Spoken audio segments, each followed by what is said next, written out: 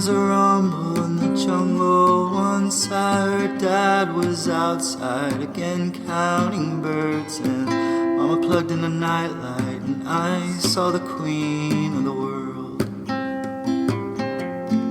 Welcome to the Golden Hour Birth Podcast. I am your co-host Liz. And I'm your co-host Natalie. And tonight we have Traveling with Babies sensation Kelly Farrell Stary on.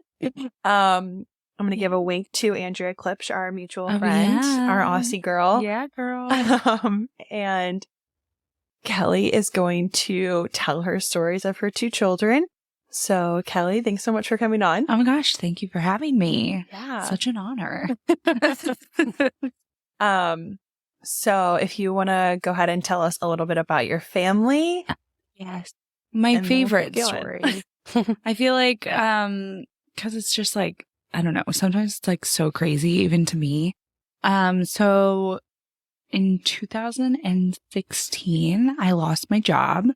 And in the most extreme reaction to losing your job ever, I was like, move to Europe. I'm just going to move to Europe. Yes. And so that's what I did. Didn't know anyone, didn't have a job, didn't have an apartment, just packed my bags. Was planning on teaching English because I was already a teacher here in St. Louis. And I was like, I'll just do that. And I'll just do that there. And showed up one day and was like, well, I'm going to give myself 3 months to figure it out.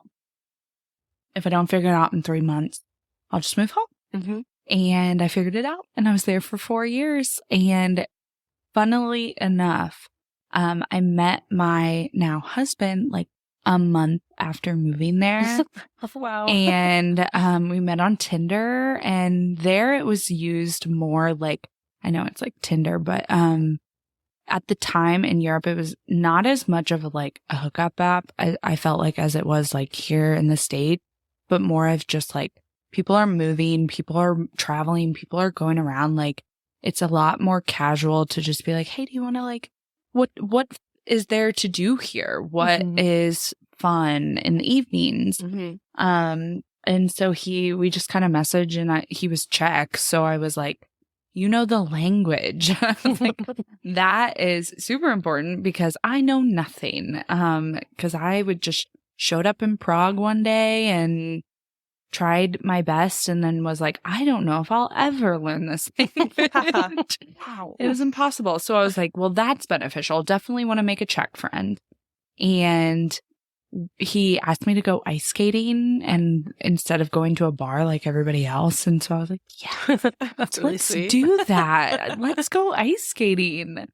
And from there, we just kind of, of course, I was like, I just moved halfway across the world. I do not need to date you right now, but I do really like you. So let's continue to hang out and be friends. And then after 2 months together, he was like, well, do you want to go to Italy? And I was like, how do you say no to 2 months of, which is probably we were joking the other night. I was like, I can't believe I did that. I knew you for 2 months, and I was like, yes, let's go to Italy together. Just us two. You could have kidnapped me and murdered me. Thank goodness you did not do that. I must have really had full trust in him in that moment. But after you trusted your whole life in that moment. I did. I was just like, my gut cannot lead me wrong. It absolutely could. But at the time, I was young and carefree and just going on a whim, just living life in the breeze. Funny how now I'm I can't even go outside without being do I have everything? Do we have all the bags? Have I packed enough snacks? But at the time it was just so easy with him. And so we just started dating, and and obviously 2020 was, I think, a rock thrown in, the bridge for everybody, and kind of shook things up. We had actually gotten married at the end of 2019, planning on moving because we were living in Europe, we were traveling, we were, living such a Renaissance life, and it was fantastic. And we were like, well, let's go to North America and South America and let's travel that part of the world for a little bit. And so we got married. We were already engaged, so we just did a little courthouse wedding. Then we were like, okay, well, perfect. Now we can just apply for a visa in the US, and that will at least get us, we'll move there, and that can be our base for a little while, and we can travel that part of the globe. And then 2020 just shook everything up, and we're like, okay, well, we don't really know when the visa is going to get approved, but now we're really like, we are fresh newlyweds and we are just now not allowed to leave our home. And in Europe, it was like even more extreme. Like we really couldn't leave our apartment. The only thing you could leave your house for was to go to the doctor or to go to the grocery store or to walk the dog. Like everything else was completely shut down. You could not leave. And so we were really in our little tiny European apartment, Prague apartment, like just making it work. And after all of that, I like loved him even more. And just like we got along better and we just had such a nice time together during that experience. And so I was like, okay, well, if we can survive in this tiny apartment, let's plan on like doing van life, you know, because like if we move back to the US, that still allows us to travel, but we can go wherever we want. And it's a small confined space. We're used to that now. That would just be such a fun experience. And then his visa got approved. So we started that process. We were starting to look at vans. We were starting to look at like renovating. We were going to full do like van life, you know, like renovate the van and live out of it with our dog and travel around. Like we were going to be those people. Yeah. 1 month before we moved, I found out I was pregnant. 1 month. Wow. I had 4 weeks for us to be like, well, not gonna raise a baby in a van, but not to like knock on people that some people still do that. But I was like, just was not in the cards for me. I did not like, wasn't even entirely sure I wanted to be a mom. I felt still in my very like selfish phase. How am I going to, I loved to travel. How would I do that with kids? Yeah. You know, like how that just was so out of the realm for me. So to find out I was pregnant, then it was like, well, this is our reality. I now have 4 weeks to figure out. We were like, well, I guess we'll move back to St. Louis. I guess we will, you know, like move closer to my family and so we'll have the baby there and experience, because another thing to think about was like, I was in this foreign country where I don't speak the language. And although they have incredible healthcare systems there and maternity leave and all of that stuff is really, really great. But finding a doctor that can communicate with me, it was like the ultimate priority. And I hadn't found that yet there. And so I just felt a lot more comfortable like moving back here to, even though it was going to be like astronomically more expensive, just going ahead with our plans to continue the move back. We had already paid all the money for the visa and gone through the whole wait process. And it had taken us like a year at this point from when we applied. And so much had happened in that. 2020 was a year. And so we were like, let's just continue and we'll just go and we'll just do it. So I think I guess at that point I was like maybe 3 months pregnant. We sold everything that was in our apartment back in Prague and moved back to the States with 3 suitcases and our dog. 3 suitcases and our dog. Gosh. And just showed up and then had to start a life over here because I had been in Europe for 4 years and so much had changed, not just like in the world and in my environment, but like in me. And I was coming back a completely new person. I was coming back with this person that I was in love with. And I was coming back as a soon-to-be mom. Mm-hmm. And so like all the things, all the shifts, it was like all happening at one time. And it was just very overwhelming. And it was just really kind of culminating into this moment of like giving birth to my first daughter. And like, wow. How did he do on the transition? Oh, great. Because we had just gone from a place that was like very restrictive, everything shut down, very like, you can't do this, you can't go there, you can't, like, there's just not a ton of options. And then coming here, like, there were no rules and nobody was doing anything to. You don't want to wear a mask? It's okay. So we came here, we're like, well, in part, it's kind of nice because we've been so restricted for the last, like, however many months, but also terrifying because I was pregnant. And this was still when nobody knew anything about this, before the vaccine. This was before anybody really knew the results of, like, if you got COVID while you're pregnant. And, like, now they know it's really not good. But at the time, there was no information. So it was like, I wasn't willing to risk it. Yeah. Like, we did that move, which was actually nice because there was nobody on the plane. Like, nobody was really flying at that time. But that in itself was a logistical nightmare because Germany wasn't letting anyone in the country. Like, you could not, we were planning on flying out of Germany because there's an easier flight. And, nobody could get in or out. So we had to hire a car to drive us overnight because you could still fly out of the airport, but you weren't allowed to, like, we had an early morning flight and you weren't allowed to, like, stay in a hotel the night before. Like, you literally just had to show up and fly out. And so we just hired a car to drive us the 5 hours from Prague to Frankfurt. Oh my gosh. Overnight, so we could just get there before the flight and then and be gone. And so it was just, there were so many different things like that. So then to come here to the US, like, my husband Jakob was just like, wow, there's just really nobody cares. Like, there's no rules here. We can go wherever we want. Really? Like, we can just do whatever. I'm like, America, man. Just do whatever. Freedom. Land of the free. Land of the free. Ridiculous. That's I mean, hilarious.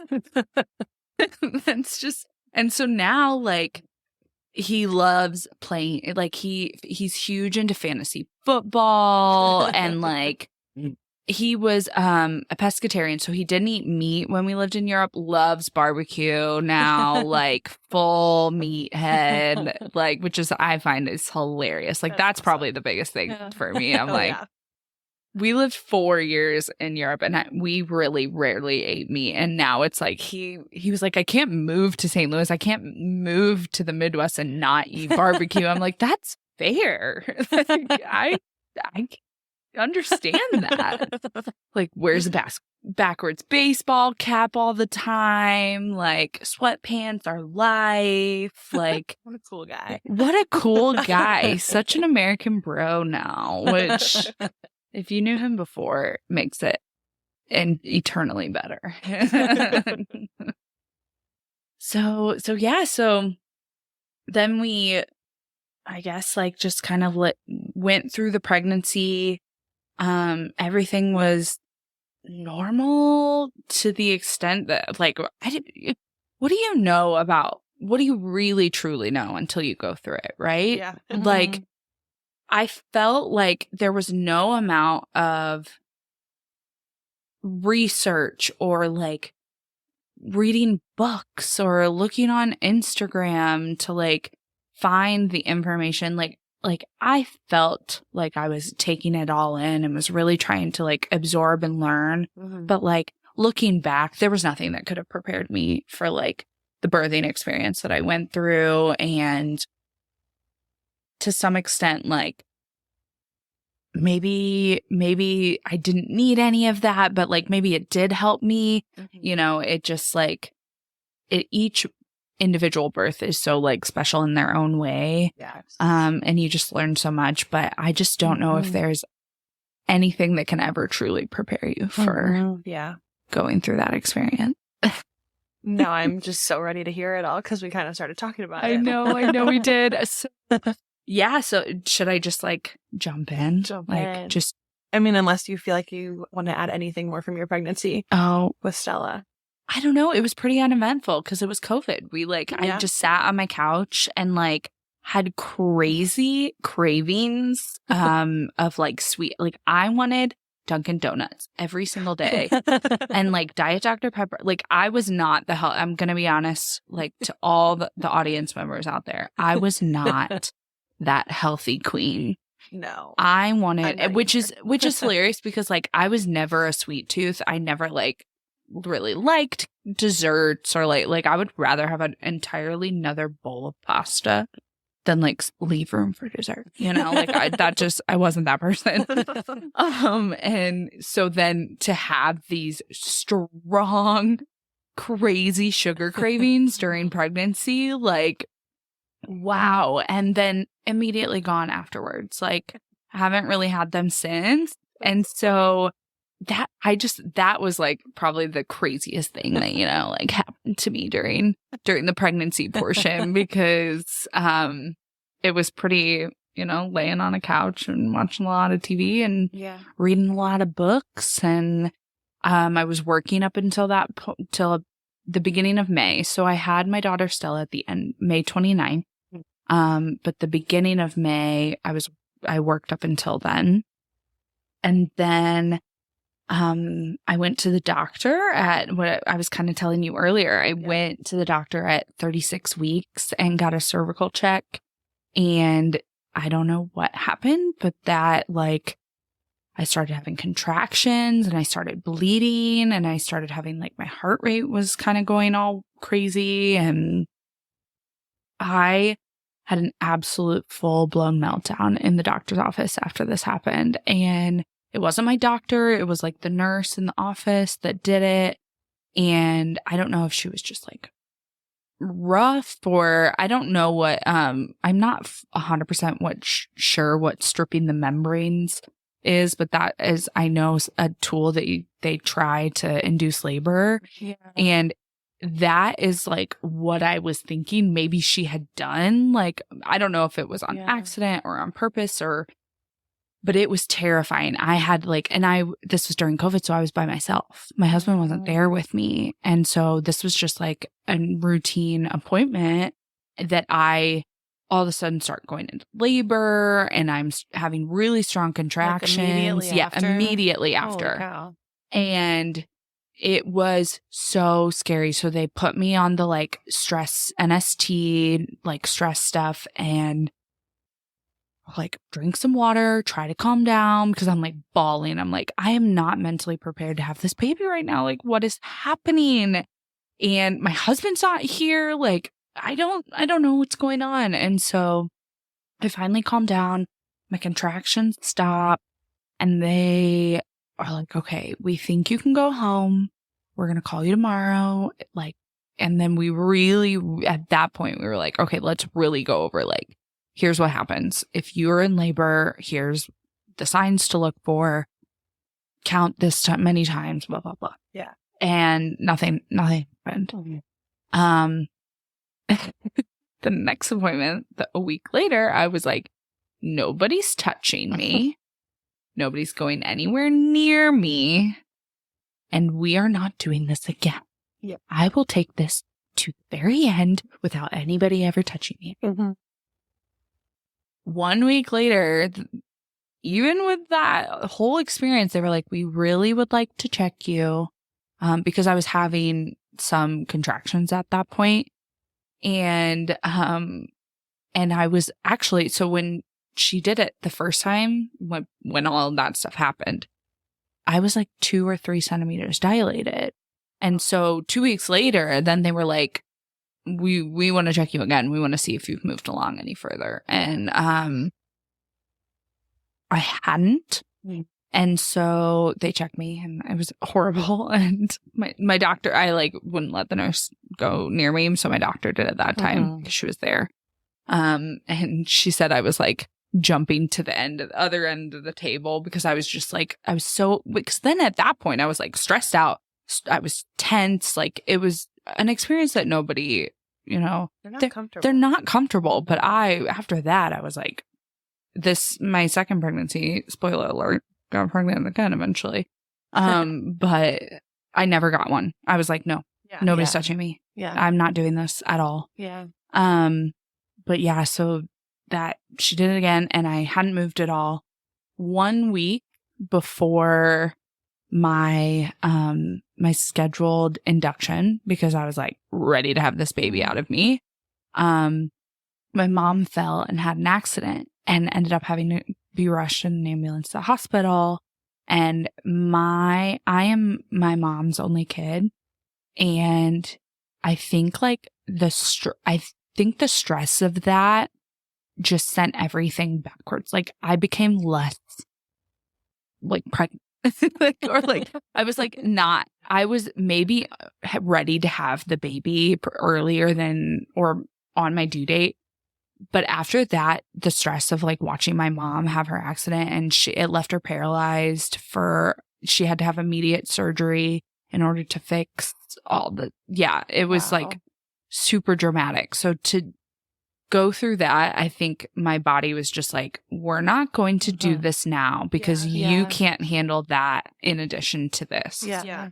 And so, but I was, of course, still ready to have this baby because I was like, I'm going to take care of you for a week. Yeah. And then I need to have my own time because I need to get into that headspace and I need to be ready to have this child. Like, I'm about to become a mom for the first time. Like, I just need to get there mentally. Mm-hmm. And by that point, things had like mellowed out. My mom had her surgery. She was starting to get some movement back in her hands and her legs. And so it seemed like the surgery was successful. And I was like, okay, I can allow for myself to have this space. But I think the stress of all of that just like made my daughter just like, she just was not ready to come out. She was like, I'm going to cook and toast a little bit longer in here. And the induction went routinely. I was supposed to go in a few days before, but there were so many women spontaneously going into birth because there was like a weird weather. It was like a big storm and the pressure from the like air pressure sent so many women into labor. Amazing. That they were like, well, we can't have you like, if you're not in labor, even though you have a scheduled induction, we have to wait. And I was like, darn. So like, how do you be like, the weather? That's wild. Yeah. Right? Well, that's what they told me. I don't know if that's like a real thing, but that's definitely what they told me. Yeah. And so then a couple days, and that, of course, like I had just been through all the stuff with my mom and I was just ready. And so that sent me into another spiral. And I was like crying on the phone with the lady at the hospital, like, please just let me come. I just want to get this over with. And I think that, like, looking back now, it's funny how, like, everything in hindsight, right? Mm-hmm. Like, I was just a ball of stress. Like, there was no way my birth with Stella was going to go smoothly, was going to be nice, was going to be as planned. They ended up calling me at, like, 8 a.m. while I was... Well, it's funny because the night before they were like, oh no, definitely won't be anytime soon. And then the next morning I was like, well, let's go to First Watch. Let's get breakfast. Like, let's just have a nice, relaxing morning. And they called me while I was like waiting for my food. And they were like, you can come in. And I was like, right? Nailed it. And so I was like, okay. So if I couldn't eat because I was so anxious and, I was like, okay, let's just go. Let's just get the food to go. And because I'm not going to eat. And of course, my husband was like, okay, yeah, me either. All right, sure. And so we took the dog to the doggy hotel. We obviously we told them, we were like, this is what's happening. And they were like, we'll save space for you, make sure. And took our dog in and then went to the hospital for an induction. And that was I got there around 9, started the induction. This was the 28th? This was on the 28th, yes. And so they knew it would probably happen the next day, just with how that process goes. Mm-hmm. It's a long process.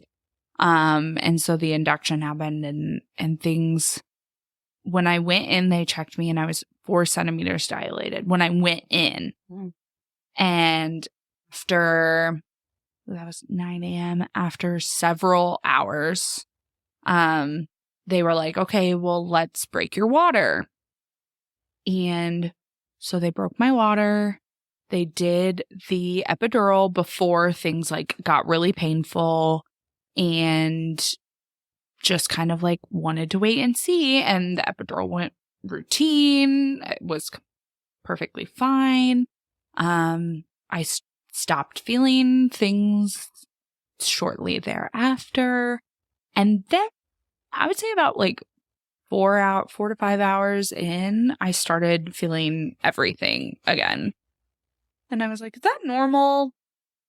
Should I be feeling pain and contractions and all this stuff? And they were like, no. I was like, well, I do. So what's that? What's happening there? And they were like, well, okay, let's call the anesthesiologist. They'll come back. They'll have a look at it. And they came back and they looked at it and they said, well, it's in the right place. So it should be working. Okay. Sounds good, I guess. And then I started progressing. This was probably around 10 p.m. I started progressing and really started, I guess I was probably around 8 or 9 centimeters, and they kept checking me and kept checking me. There would be one nurse in and she was like, nope, you're not ready. And I'm in massive amounts of pain at this point. And are you sure? I really I'm ow. And I'm why? I thought an epidural, everybody says that you don't feel things when you get an epidural. Nobody tells you that well, sometimes it can slide off and you might still feel things, or maybe only half your body will feel it and then the other half will. And I don't know, there's just so many things that nobody ever talks about. But mine fully did not work. And the doctor, they kept coming back in and saying it's in the right spot. I don't know what's happening. And so they just kept dosing me with lidocaine, because that was the only thing that would, but apparently lidocaine is only meant to be used at the very end, ring of fire, total pain, as just a dose to get you, just get you through. Well, I had gotten about 7 or 8 doses of this, but throughout that ending portion. Where were they putting it? They were putting it in my epidural. Oh. And so they were like, well, it must work. It must be just you just don't have the right. Okay. Well, every anesthesiologist I've talked to after this has been like, that's not a thing. It's not, it doesn't just not work. They should have moved it. They should have tried other things. And because I'm crying constantly, I'm in so much pain. Essentially what happened is I'm pushing and pushing because, well, let's back up. I'm all over the place now, but if we back up a little bit, they kept checking me because they couldn't tell if I was 10 centimeters or not. And they didn't want me to start pushing, even though I was having a massive urge to push. They didn't want me to start pushing until they knew for sure I was at 10 centimeters because they didn't want anything to tear. They didn't want me to break something. I don't know. They didn't want. So annoying. Yes. Like they don't let you trust your own body. Right. And so I'm literally sitting there grabbing on, because, like the hospital bed, they have I'm going, push, don't push, because they're like, we need to check you. And the nurse is like, okay, I'm going to go get my supervisor. Like, I'm going to have her let's give it another opinion. Because I'm and so she comes in, she's like, no, I don't think you are. And I'm like, there's no, not freaking way, but in a not nice terms. Yeah. And she was like, you know what? I think that you just have like a flap of tissue that's blocking. I think you are there. I think you're 10 centimeters. And I'm like, oh, Doc. Yeah, just let me push. Like, and so I'm pushing. And so eventually she's like, okay, do it. You're follow your body, follow your instincts. And so I'm pushing and pushed and pushed and pushed. And I'm in excruciating pain. I did not plan for a natural birth. I wanted an epidural. I did not want to be in pain, but I was in excruciating amounts of pain. And they just kept giving me lidocaine. And I couldn't remember the name of the drug, but I knew it ended with cane. So I just kept asking for candy cane and was like, where's Dr. Candy Cane? I need more candy cane.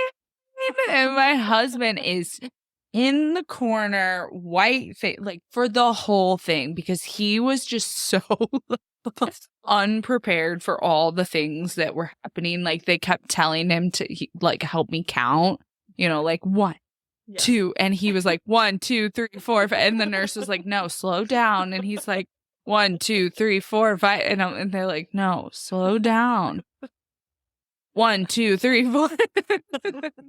So eventually the nurses just stopped asking him because he just and so he just sunk back into the corner and was like, I'm just gonna stay here. And I don't blame him because I was screaming. I was so uncomfortable. I had somehow in the process of pushing for about an hour and a half had gotten her down further. And then someone suggested, at this point there were 8 nurses. There was a midwife in there. There were nurses in there. There was a lot of people in the room. And they were like, let's flip you. Let's see if you've worked her down. You've worked her this far. Let's see if flipping you into another position will do anything, because my epidural doesn't work, right? Yeah, so move around a little bit. And in the process of doing that, it just sent her immediately back up. Did you feel that? Yes. I mean, I felt everything, but it was, everything was so painful at that point that it was I didn't know what was what from what was her moving down to moving up. I was getting dosed with the lidocaine. So at a certain point, they gave me so much that I just couldn't feel anything. And a midwife was literally just both hands trying to pull my daughter out of me at one point, just trying to grab her and pull her out. And after, I think it was 3 hours of pushing, my doctor came in and was like, Kel, it's not happening. She doesn't want to come out. She is on your spine. She hasn't moved. When she went back up, she was just I'm comfortable here. At some point during all of that, I had gotten an infection.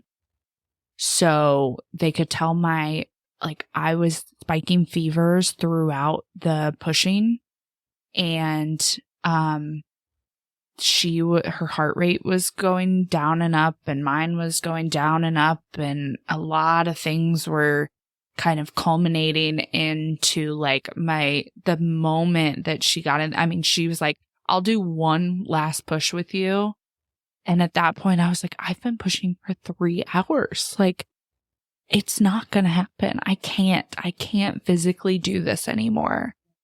And I like looked at my husband and I was just like, we have to. I can't do it.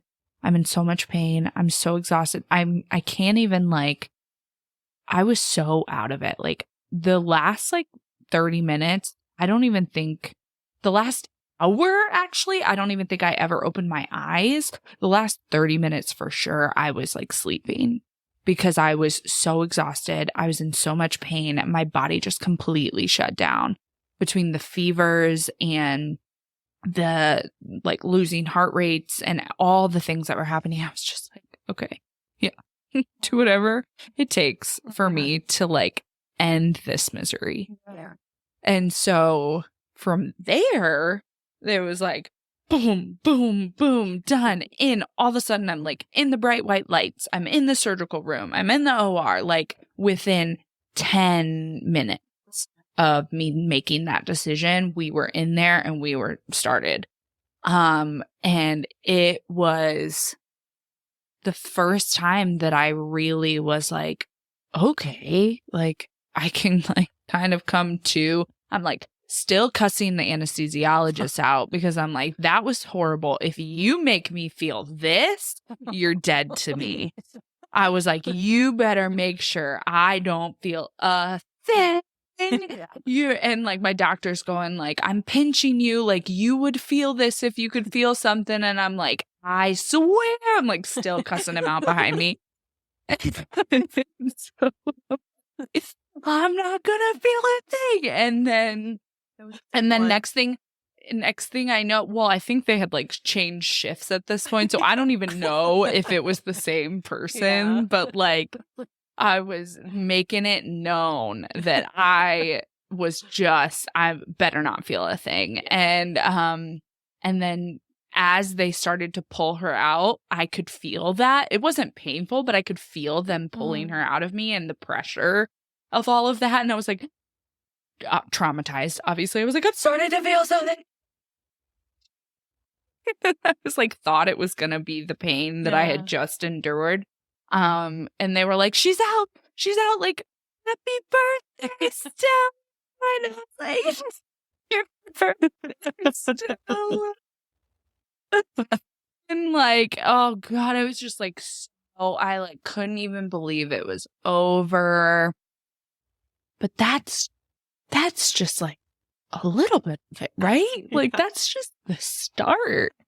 Because then you give birth to the baby and you have to like, then you lay there and they like tried to be really quick because I had the infection. So they wanted to close me up quickly. They wanted to get me on antibiotics. They wanted to get her on antibiotics because she could have the infection. She was not breathing when she first came out. And so they were like trying to help her doing the assisted stuff. Her APGAR score was like kind of low. So they were like, okay, we're going to take her to the NICU. They brought her over to me and like so many things before that moment. I was so nervous. I was like, she has to go on me immediately. I need to do the skin to skin. I need to have that. But they were like, she can't. We have to take her. We have to take her away. And I was like, can I at least like hold her? I need to see her face. She's like screaming bloody murder. So I'm like, okay, well, I know she's breathing now. So like, can I at least just hold her for a minute? So so Jacob goes over there and does all like, does the umbilical cord and has all that moment with her and gets her little footprint on his arm and gets her, her weight and all her vitals and stuff. And I'm really, really thankful that like he got to, have that experience. And it was just him and her and the nurse over there. And he like really got to kind of take it all in while that was happening, while I was getting stitched up. And so then they're like, yeah, we'll bring her over. And the whole time she's like screaming bloody murder. And they set her on my chest and she just goes silent. Oh, I love that. And she was the most alert newborn I've ever seen in my life. Like eyes wide open, staring at me, didn't make a sound, just like listened to my voice as I was like talking to her. this is the most clarity I have had in like 24 hours. I went in at 9 a.m. the night before. This was 4 a.m. the next morning that all of this was happening. And she was born at like 3:52. So just silence. It was like nothing anybody could say, nothing anybody could do to like take away that moment. It was so special. And Jacob like had the camera out. So we have pictures of just bright-eyed, bushy-tailed, like newborn, just sitting there, just listening to me talk to her. And it was just magic. Like, and I knew that they were about to take her away, but like in that moment, I was like, she knows I'm her mom and I know she's my baby. And like, it was so special. So going through all of that to have that moment was just the nicest little cherry on top to the really weird cupcake that I had just eaten. And so that was nice. But they took her to the NICU. She ended up being there for about 48 hours. And the whole time, like, I didn't get to see her until late. So 4 a.m. until late that evening. So I wasn't with her for that whole time. And I know a lot of NICU moms and the NICU families that experience that. And you know the heartbreak of just like not being able to feel like you can be there for your child. Mm-hmm. But I was pretty thankful for that, only because I was like passed out the whole time. I was so sick from the spinal that they give you for the C-section. It had made me so sick. I was puking all day. I was passed out all day. Couldn't stay awake for more than like 5 minutes at a time. It was just so hard. And so like knowing that she was at least somewhere safe, because I didn't feel safe. Mm-hmm. And that was another super scary experience to like feel like I can't even hold my baby without worrying I was going to fall asleep and like drop her or something was going to happen. So having her be there, although it was like impossible and super difficult, I at least knew that she was, safe. She was being taken care of. They were feeding her a ton of milk and to the point where she ended up like, I couldn't get her to latch when I finally did get her back, because I was like, I'm going to try breastfeeding. I really want to try this. And she was like, I've just been getting like gallons of milk there from a nipple that just lets it out pretty easily. And I've had zero effort to being just drowned in all of the milk that I would like. So this is not for me. And I was like, oh no, like, man, I really tried. But the whole time, my infection was still around. Mm. They gave me my antibiotics that first day, but the medication that I was taking for the C-section, so like the oxycodone, Percocet, I think maybe was what it was, Percocet and Motrin, were masking my infection symptoms. Mm. And so the nurses at the time, I guess, just like blamed when I had to be 4 hours and 6 hours on the dot. If I was like even 10 minutes late, I was like going through convulsions and like massive amounts of like the shakes, and everybody was just saying, oh, that's hormonal, like, which it can be. I was freezing cold, would go through and start like just all these weird, crazy things. And massive amounts of pain. I mean, like massive amounts of pain for days. It never got better. I was still having, like, looking back on it now, having my second child, I was still telling them for 4 days after my C-section, I was still at like levels 8, 9, and 10 levels of pain. because they ask you on a scale of 0 to 10, like 1 to 10, what level of pain. That whole time I was giving them 8, 9, 10s. And but the medication was helping, and it was masking all the other infection symptoms. So like just nobody picked up on it, I guess. Like, were they doing blood work still? Yeah, I think so, but not. But now that I think about it, like I don't think they did. I think that was one of the complaints that we had afterwards, was like they did the blood work at the beginning, but then they never really did it afterwards. Because whatever reason, honestly, like truly deeply, I do not blame those nurses, because what I really think it was is like, we're fresh, kind of like we're still in COVID, but we're kind of coming out of it. It's been a heck of a year for nurses. A lot of them left the profession.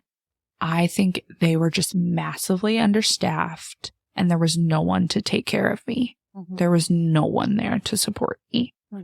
And through no fault of their own, they had too many patients, and they were just doing the best they could. Mm-hmm. And truly, that's what I feel that it was. But like, because of that, all my stuff that was entirely preventable, like just went completely missed. Mm-hmm. And was not taken care of. And nobody, like was paying attention to that.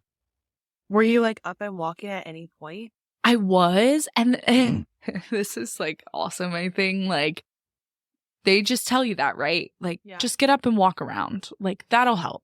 Yeah. And so I was trying, like really was trying, and it just was never getting any better. Yeah.